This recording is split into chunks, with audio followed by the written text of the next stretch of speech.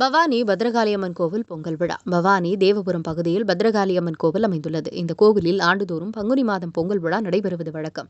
இதனைத் தொடர்ந்து இந்த ஆண்டு கடந்த 19ஆம் தேதி பூச்சாட்டுதலுடன் விழா துவங்கியது. இதனைத் தொடர்ந்து 26ஆம் தேதி கம்பம் நடப்பட்டு பக்தர்கள் கம்பத்திற்கு புனித நீர் ஊற்றி வழிபாடு மேற்கொண்டனர்.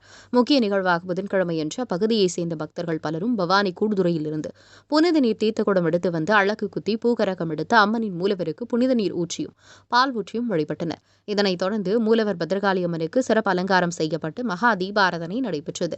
இந்நிகழ்ச்சியில் பவானி தேவபுரம் மற்றும் சுற்றுவட்டார பகுதியில் உள்ள பக்தர்கள் கலந்து கொண்டு சாமி தரிசனம் செய்து வழிபாடு மேற்கொண்டனர். உங்கள் பகுதியில் உடனுக்குடன் முக்கிய செய்திகள் உங்கள் விரல் நுனியில் காண எங்கள் தவசி நியூஸ் 24 சேனலை காண தவறாதீர்கள். உங்கள் பவானி சட்டமன்ற தொகுதி செய்தியாளர் வீரராஜுடன் உங்கள் தவசி ரமேஷ்.